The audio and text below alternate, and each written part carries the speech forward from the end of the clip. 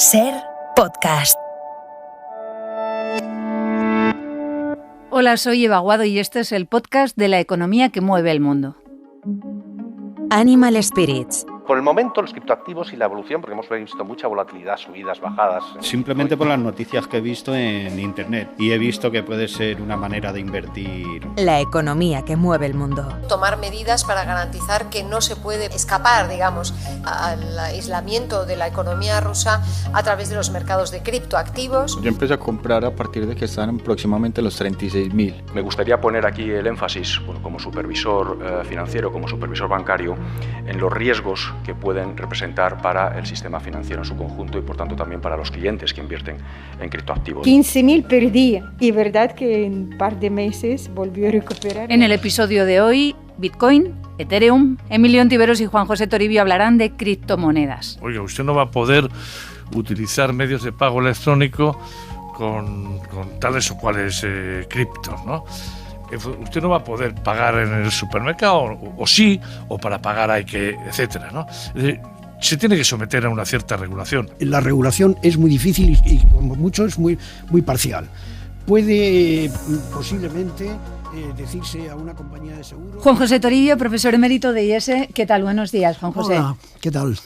Emilio Ontiveros, catedrático de la Economía de la empresa de la Universidad Autónoma de Madrid y analista, fundador, presidente de Analistas Financieros Internacionales. ¿Qué tal, Emilio? Hola, ¿qué tal, Eva? Ponemos sobre la mesa el tema de los criptoactivos.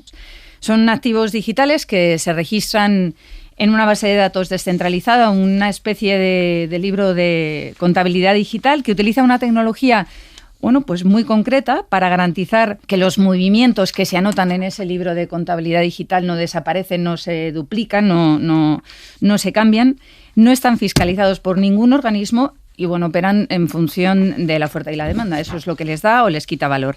Ya en su día, cuando hablamos de este tema, me planteasteis en Animal Spirits 3 cosas que me llamaron la atención.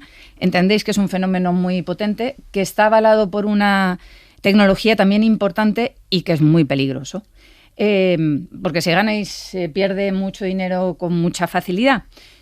Quería preguntaros, para empezar, ¿cómo creéis que va a evolucionar este fenómeno que ya parece evidente que no es un boom? Emilio. Bueno, yo creo que el punto de partida del que debemos arrancar es reconocer la capacidad de seducción que tiene la cripto. Una capacidad de seducción tecnológica brutal, porque lo que ha puesto de manifiesto son capacidades que todo el mundo está tratando de aprovechar, que es esas posibilidades asociadas a las cadenas, a blockchain, de crear un grado de sofisticación que todo el mundo, que los bancos centrales y otras instituciones están tratando de aprovechar. La segunda capacidad de seducción es esto que se ha dado en denominar ahora las finanzas descentralizadas. Es poder hacer algo al margen del sistema financiero convencional. Incluso algunos de los operadores, al margen de los bancos. Hay vida fuera de los bancos.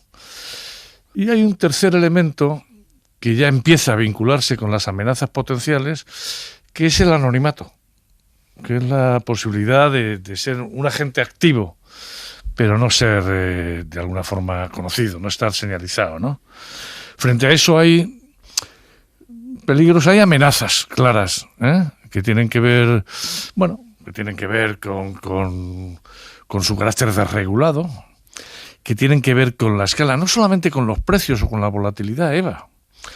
Tiene que ver con la extensión, tiene que ver con la interconexión con el sistema financiero tradicional, porque ellos, por ejemplo, reivindican, los más activos defensores de las cripto, reivindican ese carácter de finanzas descentralizadas, de mantenerse al margen del sistema financiero convencional. Sin embargo, la interconexión que están manteniendo es tremenda. Y empezamos a ver, raro es el día en el que no hay algún banco del plan antiguo que quiere ofrecer servicios en criptoactivos. Más allá de la asunción de la asimilación de la tecnología, que eso es legítimo, eso ya está. Pero yo no quiero citar ningún banco concreto, ¿no? Pero oye, ¿quieres operar? Ven aquí. Bancos a los que el gobernador del Banco de España, Hernández de Cos, ha advertido sobre los riesgos que asumen ofreciendo estos productos. Ahora podemos hablar de eso, si queréis, luego, ¿no? Sí, pero claro, el gobernador hablaba 2 días después de que el 20 de febrero, el Financial Stability Board, que es el órgano supremo en términos, digamos, de inspiración de la supervisión a nivel global, dijera, oye, esto ha alcanzado una escala que es muy difícil taponar. Lo que hace falta son respuestas, porque la capacidad de desestabilización que tienen los cripto es alta. No solo por la volatilidad, subrayo, ¿no? Sino, por ejemplo, por la falta de conocimiento que los intervinientes. Debe haber 6 o 7 mil criptos, ¿no? Pero si ya nos quejamos en las finanzas normales de la falta de cultura suficiente como para controlar los riesgos que uno asume, en la operativa en cripto es mucho mayor, ¿no? Juan José, ¿qué primera evaluación haces tú? Bueno, primero es que hay más de 6 o 7 mil, Emilio. Hay 10.000 aproximadamente, se calculan, criptos. Yo estoy de acuerdo en que efectivamente esto tiene 2 bases importantes. Una es el propio sistema informático, que garantiza pues la facilidad de intercambio y además la integridad del sistema y la fiabilidad del sistema, al ser el blockchain, que por cierto también podríamos hablar de aplicaciones de blockchain en otros muchos mundos, ¿no? No solamente en el financiero, pero ese es uno. Otro es el atractivo también que también ejerce pues de una determinada generación, ¿no? El poder movilizar sus recursos financieros, escasos o amplios, lo que sea, a través de un teléfono móvil, de un iPad, de hacerlo inmediatamente. Mientras viajan en el metro, pueden estar abriendo una cuenta en cualquiera de los intermediarios que hay, pues pueden meterse en esa cosa. Y luego hay otro tema que no ha dicho Emilio quizá, pero que yo quería subrayar un poco también, y es la universalidad del sistema. Es decir, tú entras en un criptoactivo y al mismo tiempo está entrando, a lo mejor en sentido contrario al tuyo, un neozelandés o un chino o lo que sea, Para nosotros eso tiene un cierto atractivo, pero fíjate el enorme atractivo que tiene para todos aquellos inversores de países con monedas muy dudosas, ¿no? Países emergentes, o con inflaciones muy altas o lo que sea, toma Argentina o toma cualquiera de estos países. Claro, es que esto ofrece ahí unas posibilidades y una capacidad de actuación enorme, ¿no? Y sí, yo creo que las cosas van por ahí y que por lo tanto estamos ante un fenómeno importante que va a seguir, que tiene, como dice Emilio también, pues que tiene algunos riesgos serios. La propia privacidad pues es uno de los factores positivos, pero también es un factor que puede facilitar, y que de hecho está facilitando ya, pues todo el blanqueamiento de capitales y toda la financiación de operaciones, de transacciones negras en el mundo, ¿no? Esto es una parte importante, ¿no? Y otra es también la enorme volatilidad, que para los ingenuos pues habrá que advertirles desde el principio que eso es así, ¿no? El que no estén regulados pues es al mismo tiempo uno de sus atractivos y uno de sus peligros. Las dos cosas, claro. Pero no deja de ser uno de sus atractivos. Ahora vamos a ir desgranando todo eso. De hecho, quería comenzar por algo que decías, es un fenómeno que va a seguir. Es muy nuevo, relativamente nuevo. El Bitcoin, que sería el origen, es del año 2009. Pues ya hay en España, según alguna encuesta, he visto a su fin 4,5 millones de personas tendrían inversión en criptoactivos. Bueno, ¿es transgeneracional? Es decir, ¿va a seguir para todos? ¿O es más bien un fenómeno que alcanza efectivamente a esa generación que ha crecido en lo virtual, que es nativa digital, que se mueve en los videojuegos con una naturalidad enorme? ¿Es una cosa de millennials o es una cosa a la que ya accedemos todos? No, es bastante más que millennials, sí, pero no es, obviamente, la generación esta que no sabe tampoco sacar dinero de un cajero automático y que tiene historias como esa generación ya no la alcanza, pero esa generación va a desaparecer. Por tanto, yo creo que esto, claro que se va a generalizar, sin duda alguna, se va a generalizar. Yo es que no creo que ya quepa hablar de generación, sino de tipos de inversores. Por ejemplo, la gran pregunta es, las compañías de seguros, los fondos de inversión, los bancos comerciales, ¿van a hacer caso omiso o van a intensificar estrategias de comercialización para invertir en ese tipo de activos? Y la respuesta es la segunda. Que ya lo están haciendo. Por lo tanto, forma parte no solo de la anécdota, sino también de la inquietud sociológica, educativa, observar que en los colegios británicos, lo hablábamos hace algún tiempo, ¿no?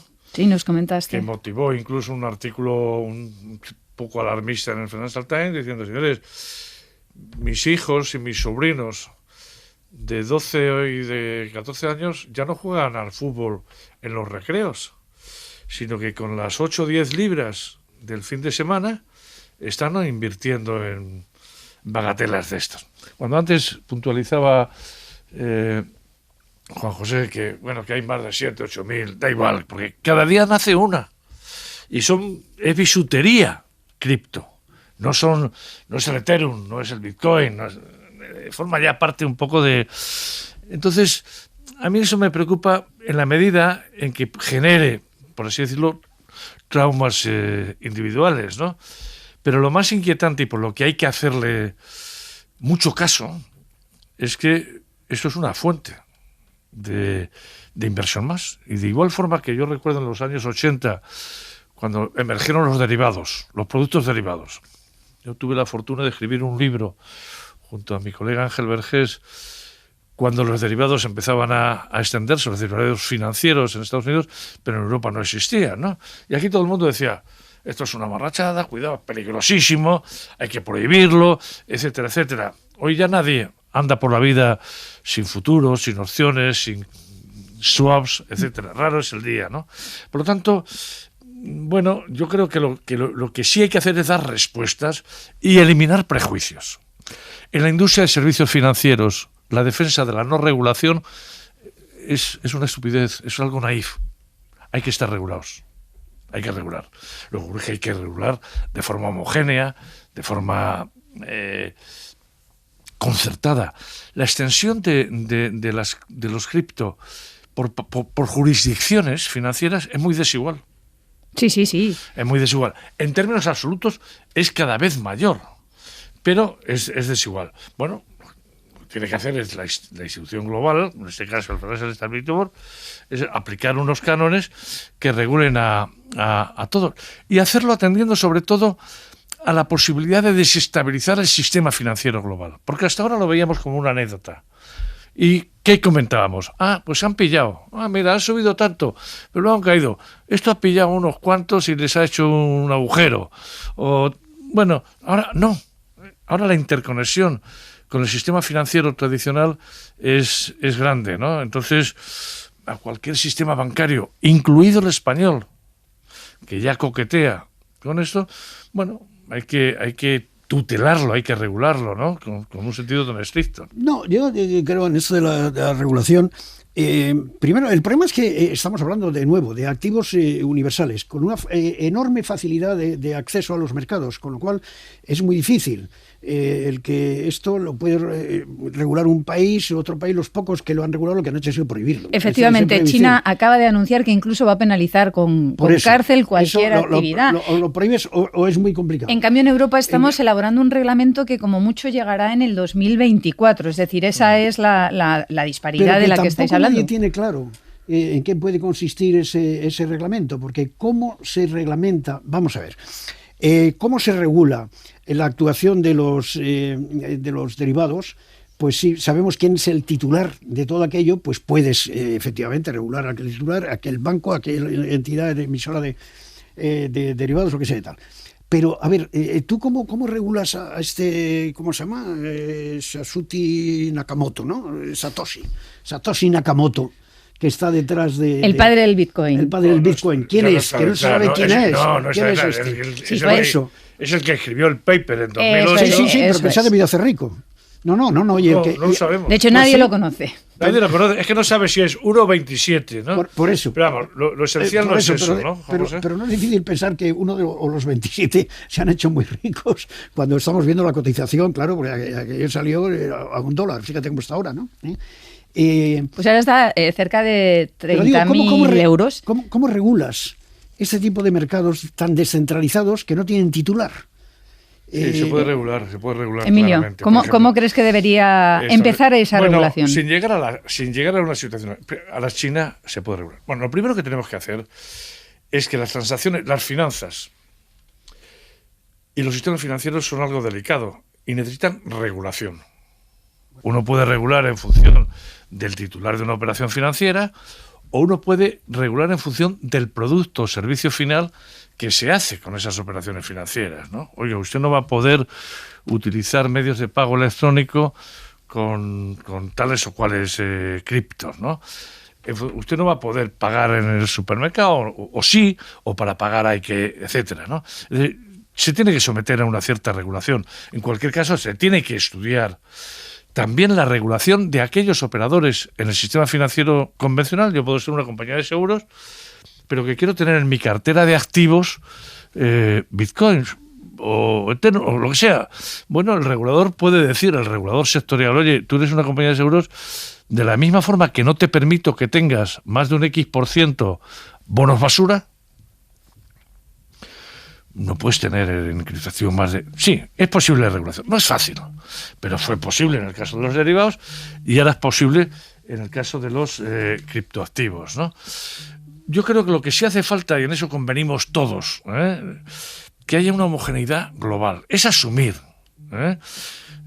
que la capacidad nacional para gobernar en finanzas es reducida. Es reducida porque no hay ninguna operación ya de finanzas locales en sentido estricto. Ahora estamos pendientes de cómo cotiza el bono español en función de lo que ocurra fuera, ¿no? Y yo creo que es necesario por la escala, pero sobre todo es necesario. Yo puedo ser muy conservador, y bueno, y me fastidiaría que mis ahorros, el valor de mis ahorros que tengo en un fondo de pensiones se viera alterado porque el gestor en ese fondo de pensiones también tuviera inversiones en criptoactivos, ¿no? Por la contaminación de ese tipo de inversiones. O porque empiece a haber países, que es algo que tenemos que empezar a prestarle atención, aunque solo sea por curiosidad. El tema de El Salvador es una anécdota. Ha adoptado las criptomonedas como divisa. Es curioso que hemos pasado, en los últimos años hemos pasado, por considerar que la moneda era un atributo de soberanía nacional. Todos los países tenían que tener bandera, selección de fútbol y moneda nacional. Y no. Y línea aérea. Y llega un determinado momento que dice, no, puede haber más países que monedas. Y Europa hace un ejercicio en ese sentido de inteligencia. Y dice, vamos a compartir moneda. Incluso en principio El Salvador dijo, no, yo voy a compartir la moneda de Estados Unidos. Me viene muy bien. Hombre, me viene regular, porque la política monetaria que hacen en Washington no es la que a lo mejor yo necesito, pero dada la falta de credibilidad que yo tengo frente al mundo, adoptar la moneda de Estados Unidos me viene bien, como de hecho, no de derecho, tiene Panamá, ¿no? Y ahora empezamos a ver... Y Ecuador, la primera fue Ecuador, ¿eh? Y Ecuador, sí. Y ahora empezamos a ver una alternativa seria a lo que son las finanzas establecidas. Esto es una especie de contestación de los niños rebeldes al status quo, ¿no? Antisistemas. Pero eso sin duda... Sin duda es así. Un poco, Eva. Yo sigo pensando que la regulación es muy difícil y como mucho es muy, muy parcial. Puede posiblemente decirse a una compañía de seguros que no invierta más de no sé qué porcentaje en criptoactivos. Es muy difícil decirle a un ciudadano argentino especulador por naturaleza que no tenga más de su cartera no sé qué criptoactivos cuando su alternativa, la mayoría de las veces, es tener un peso que sabe que va a valer mañana mucho menos que hoy. Y es muy difícil evitar que ese que hace eso no tenga una transacción con un español que quiere en ese momento vender cuando él quiere comprar y que eso es muy complicado, ¿no? Pueden las instituciones, pero es muy difícil. Y luego estamos abiertos, o Emilio acaba de abrir la puerta a otra cosa todavía mucho más compleja, que va a tener efectos mucho más serios de lo que debíamos pensar. Y es cuando los bancos centrales entran en las criptomonedas de bancos centrales. ¿Por qué? Pues porque en el fondo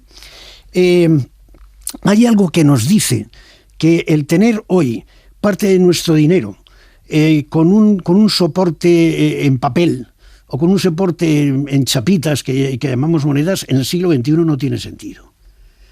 Y cuando entremos por ahí, o si entramos por ahí, empezamos a sustituir o empezamos a ver monedas o criptomonedas emitidas por los bancos centrales, ahí ya estamos metiéndonos en otro sistema radicalmente distinto, con impacto muy serio en el sistema financiero convencional actual. Claro, ¿no? pero esto que señala José es importante, ¿no? Y en mi opinión, el hecho de que ahora los bancos centrales estén empezando a digitalizar sus monedas, yo creo que es un avance sensato, lógico. De lo que se trata en última instancia es de que los bancos centrales digan, oiga, en lugar de tener al dinero fiat como intermediario por ahí, que no sé muy bien quién lo maneja, quién lo almacena, para qué se utiliza, para qué tipo de lavado se utiliza, etcétera, etcétera, yo lo que voy a hacer es sustituir ese dinero que anda por ahí circulando con anotaciones contables, con monedas digitales, pero evaluado en lugar de tener, o además de tener las cuentas que tú quieras tener en un banco comercial al uso, puedes tener una cuenta directamente con tu banco central. Lo cual es una ventaja. Primero, no tienes un problema de seguro de depósitos, porque por definición tal. Pero dos, el Banco Central tiene a su vez una serie de ventajas. Y es que si efectivamente ese movimiento inicial lo hacemos muchos, él va a tener un control de la oferta monetaria que facilita sus decisiones de precios, de tipos y de cantidades, ¿no? Y al mismo tiempo va a evitar que eso sea utilizado de forma perversa, de forma ilegal, ¿no? Yo creo que esa transición, en principio compatible con que uno tenga cuentas bancarias y en otros intermediarios financieros, pero tener cuentas en el Banco Central, bueno, no es una mala cosa, ¿no? No es una alternativa tal cual a la cripto. Yo creo que mientras haya un sistema financiero convencional, un cierto nivel de desconfianza, de contestación, van a seguir existiendo las cripto. Fíjate, ahora que hablábamos déjame que termine con la cita del que creó el Bitcoin. Quiero decir alguna cosa, yo no sé. El que creó el Bitcoin dijo, ya no se trata de que el dinero descanse en la confianza en el sistema financiero convencional, sino en la red de todos, ¿no? Yo creo que hay una tensión innovadora grande, una tensión de cierto enfrentamiento, de cierta contestación al sistema financiero convencional, ¿no? Y ahí el papel de los bancos centrales puede ser importante. Pero yo creo, Emilio, que las consecuencias son mucho más graves de lo que tú has dicho ahí. Mira, primero, no hay nada más cripto en este mundo que un billete de banco. Que un billete del Banco Central. Ahí sí que nadie sabe lo que estás haciendo, ahí sí que nadie sabe... por tanto, sustituirlo eso por una cuenta en el Banco Central es quitarle todo lo que tiene de cripto. Segundo, si yo puedo tener una cuenta corriente en el Banco Central, ¿por qué voy a tener una cuenta corriente en un banco? No me da más servicio y, sin embargo, el Banco Central lo que me da es una enorme seguridad. Por lo tanto, para el sistema bancario esto puede ser una bomba. Tercero, ya tiene el Banco Central entonces todas esas cuentas corrientes. ¿Y qué hace el Banco Central? Porque lo que acaba de hacer es nacionalizar la banca. ¿Y qué va a hacer? Va a gestionar esas cuentas, yo voy a ser cliente del Banco Central, y luego el Banco Central, ¿qué va a hacer con esos activos tan enormes que va a tener ahora? ¿A quién se los presta? ¿A unos pocos bancos o también se dedica a prestar a las empresas? O sea que estamos ante un cambio brutal. Pero fijaos, yo estoy de acuerdo que es una innovación tan radical como las cripto. Pero lo que sí hay que plantearse es si se avanza o no. Es decir, no hay que plantearse esto en función, Juan José, de quiénes son los perjudicados, sino si supone un avance o no. Claro, que si hubiera una tendencia exclusiva a absorber esas cuentas, pues los sistemas bancarios podrían salir perjudicados. Pero cuidado, los bancos, si son eficientes, realizan algo más que ser meramente depositarios de mi dinero. Los bancos me realizan muchos más servicios. Los bancos son depositarios de mis fondos de inversión, de mis acciones, de mis bonos. Los bancos me realizan servicios de domiciliación, etcétera, etcétera. Lo que tienen que demostrar los bancos, en el sistema concreto español está muy bien demostrado porque el sistema bancario español es bastante eficiente en lo que es retail banking. Bueno, es que son eficientes y si lo son eficientes, yo seguiré trabajando con los bancos. Por lo tanto, no se puede plantear si esta innovación es buena en función de que se cargue al sistema bancario tradicional. Yo no estoy de acuerdo que sea una forma de nacionalización de la banca, ni mucho menos. Es una exageración, Juan José. Hombre, lo que sí creo es que la digitalización va avanzando. Si estamos de acuerdo, todos los billetes van a terminar siendo sustituidos, porque no tiene sentido. Segundo, eso es una innovación, claro que eso es una innovación. Tercero, los servicios financieros del futuro van a ser distintos, seguramente. Ya lo están siendo. Sin duda alguna. Sí. Cuarto, la cuestión es, todo eso tiene que tener un timing y una forma de hacerlo. Y digo, los bancos centrales todavía no han descubierto ni la forma de hacerlo ni el timing adecuado, sin poner en riesgo aquello de los cuales ellos mismos son responsables, que es la sanidad y la estabilidad del sistema bancario. Sí, es un tema del que hablaremos en un futuro. De nuevo nos habéis dado ideas, nos habéis dado material para reflexionar. Muchas gracias, Emilio. Muchas gracias, Juan José. A ti, muchas gracias. Adiós. Animal Spirits, la economía que mueve el mundo, es un podcast producido por Ser Podcast. Un debate entre los economistas Emilio Ontiveros y Juan José Toribio y moderado por Eva Aguado.